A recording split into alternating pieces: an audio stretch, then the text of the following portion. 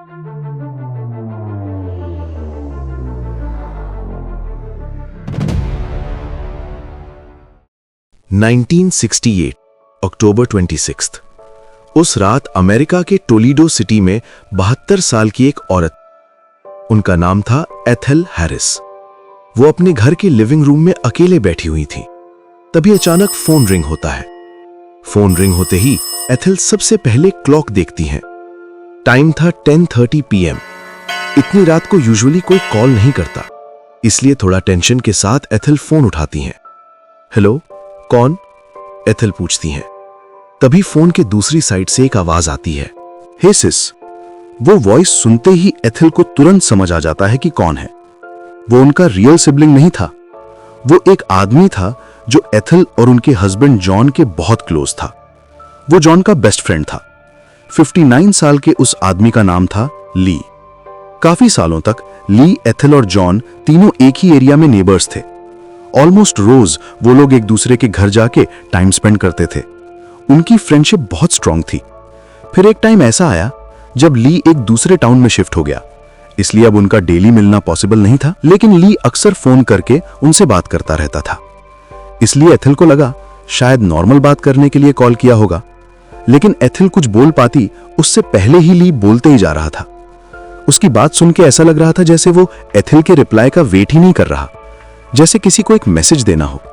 ली ने कहा, हे सिस, मुझे बहुत बुरा फील हो रहा है। ऐसा मैंने कभी फील नहीं किया। जॉन घर आते ही उनको बोलो मुझे कांटेक्ट करें। इतना कह के ली ने तुरंत फोन कट कर दिया। कॉल कट होते ही एथेल बहुत कंफ्यूज हो गई।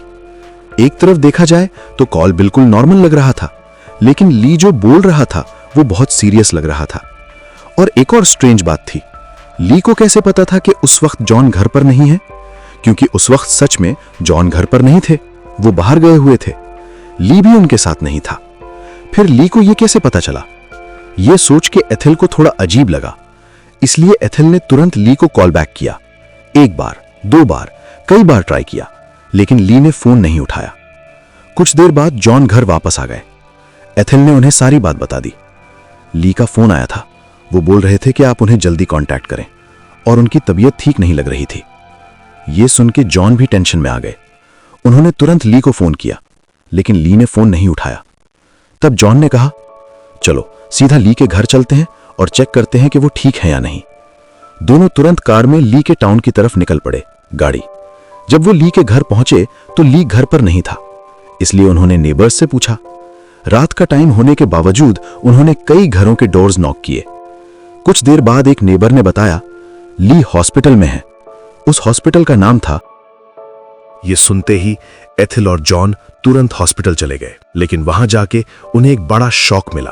हॉस्पिटल स्टाफ ने बताया, ली को हॉस्पिटल में एडमिट किया गया था, लेकिन कुछ कॉम्प्लिकेशंस की वजह से उनकी डेथ हो चुकी है। ये सुन के एथेल और जॉन बिल्कुल शॉक हो गए। लेकिन उससे भी ज्यादा शॉकिंग बात यह थी, ली की डेथ का एग्जैक्ट टाइम था 10:30 PM। बिल्कुल वही टाइम जब एथेल को फोन कॉल आया था। यानी ली के मरने के एग्जैक्ट टाइम पर ही एथेल को वो कॉल मिला था। इस बात का कोई प्रूफ नहीं है, लेकिन एथेल और जॉन एक चीज पर बिलीव करते थे, शायद मरने से पहले अपने बेस्ट फ्रेंड से लास्ट टाइम कांटेक्ट करने के लिए ली की स्पिरिट ने ही वो फोन कॉल किया होगा। मिलते हैं अगली स्टोरी में। मैं हूं आपका अश्विन।